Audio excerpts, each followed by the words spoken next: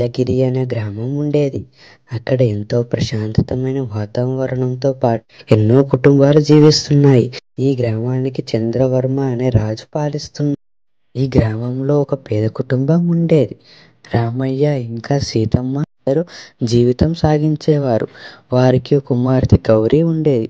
ఆమె ఆడుకుంటూ చదువుకుంటూ ఈ గ్రామంలోనే ఉండేది.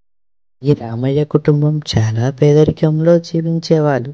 తను చాలా బాధపడుతూ భార్యతో ఇలా అనేవాడు, మనం చాలా కష్టాల్లో ఉన్నాం, మనకి తినడానికి తిండి కూడా లేదు అని రామయ్య ఇలా భార్యతో చాలా బాధపడేవాడు. దానికి భార్య ఎంతో మంచి మనిషి, ఈ బాధలు తీర్చడానికి దేవుడే మనకి దిక్కు అంటూ ఏడుస్తూ ఓదార్చేది రామయ్యను. ఇదంతా చూసిన గౌరీ ఎంతగానో బాధ. రాత్రి రామయ్య కుటుంబం పడుకున్న తర్వాత సీతమ్మ చేసిన ఎన్నో పూజల వలన ఆ దేవుడు పూజారి రూపంలో రామయ్యకి కలలోకి వచ్చాడు. వచ్చి రామయ్యకి ఇలా చెప్పారు, ఓ రామయ్య, ఒక పళ్ళ వ్యాపారం నీతిగా మొదలుపెట్టు, మంచి ధనవంతుడు అవుతావు అని చెప్పాడు రామయ్యకు. మరుసటి రోజు రామయ్యకు ఆ పూజారి చెప్పిన మాటలు గుర్తుకొచ్చాయి. తన దగ్గరున్న కొంచెం డబ్బుతో ఇంకా తమ ఇంట్లో ఉన్న వస్తువులను అమ్మి ఒక పళ్ళ వ్యాపారం మొదలుపెట్టాడు రామయ్య. అలా వ్యాపారం మొదలుపెట్టిన రామయ్య ఎంతో మంచి మనసుతో తన వ్యాపారం చేసేవాడు. తన దగ్గరికి వచ్చిన వినియోగదారులను ఎంతో మంచి మనసుతో మాట్లాడేవాడు. తక్కువ ధరలకే మంచి పండ్లను అమ్మేవాడు. అలా తన వ్యాపారం చాలా మంచిగా కొనసాగుతుంది. కొద్ది రోజుల తర్వాత ఊరిలో ఉన్న ప్రజలందరూ రామయ్య దగ్గరే పండ్లు కొనేవారు. తన వర్చస్సుతో ఎన్నో రసాయనాలు కలిపిన పండ్లను అందరికీ అమ్మేవాడు రామయ్య. ఆ నాణ్యత లేని పండ్లను అమ్మి రామయ్య ఎంతో ధనవంతుడు అయిపోయాడు.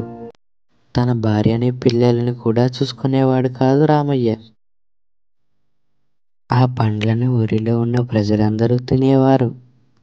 ఆ నాణ్యత లేని పండ్లు తినడం వల్ల ప్రజలందరికీ అనారోగ్యం వచ్చేది. కొన్ని రోజులకి ఆనందంతో ఆడుకునే పిల్లలు అకస్మాత్తుగా కళ్ళు తిరిగి పడిపోయారు. ఎందరో ముసలి వాళ్ళు కూడా అనారోగ్యంతో కళ్ళు తిరిగి పడిపోయారు. ఆ చెడిపోయిన పండ్లు తినడం వల్లనే వారి పిల్లలకు అనారోగ్యం వచ్చిందని గమనించిన ప్రజలందరూ ఆ పండ్ల వ్యాపారి రామయ్యని పట్టుకొని ఊరిలో ప్రజలందరూ కలిసి కొట్టారు.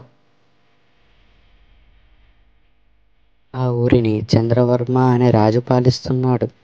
ఊరిలో ప్రజలందరూ కలిసి ఆ వ్యాపారి రామయ్యను రాజవార్తకి తీసుకువెళదామని నిర్ణయించుకున్నారు. రాజవార్తకు వెళ్ళి జరిగిన విషయాలన్నీ రాజుతో చెప్పారు. ప్రజలందరూ చెప్పిన విషయాలను విన్న రాజు ఆ వ్యాపారితో ఇలా అన్నాడు, ఓ వ్యాపారి, నీ నాణ్యత లేని పండ్లు తినడం వల్లనే ప్రజల ఆరోగ్యం చెడిపోయింది. అందువలన నీ సంపదలను ప్రజలందరికీ ఇచ్చి నీవు మరలా పేదవాడిగా బ్రతకాలి అని రాజు తీర్మానించాడు. అది విన్న రామయ్య ఎంతో దుఃఖంతో రాజును వేడుకున్నాడు. రాజు ఇదే నీకు విధించే శిక్ష అని రామయ్యను శిక్షించాడు. ఆ రాజు చెప్పిన శిక్షను ఆ వ్యాపారి రామయ్య తప్పక పాటించాల్సి వచ్చింది. రామయ్య దగ్గర ఉన్న సంపదను ఆ ఊరిలో ఉన్న ప్రజలందరికీ ఇచ్చి తన చేసిన తప్పు తెలుసుకున్నాడు రామయ్య.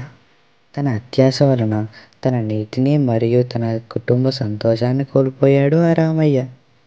తాను ఇప్పుడు ఎంత బాధపడినా ప్రయోజనం లేకపోతే అత్యాశ వల్లనే సంతోషాన్ని కోల్పోయాడు రామయ్య. తన తప్పు తెలుసుకున్న రామయ్య ఎంతగానో ఏడుస్తూ భార్య బిడ్డలను తీసుకొని పొరుగురు వెళ్ళిపోయాడు. మరలా తన పేదరికాన్ని మొదలుపెట్టాడు రామయ్య. ఈ యొక్క భావం ఏమిటంటే, మన దగ్గర ఉన్న వస్తువులను మన అత్యాశతో మనం వాటిని నీతిగా ఉపయోగించుకోవడం లేదు. అందువలన మన సంతోషాన్ని, మన కుటుంబాన్ని మనమే చెడగొట్టుకుంటున్నాం. కనుక ప్రతి ఒక్కరూ ప్రతి సమయంలో నీతిగా ఉండాలని మా యొక్క కోరిక. ఈ కథ మీకు నచ్చితే గివ్ మీ 1 లైక్.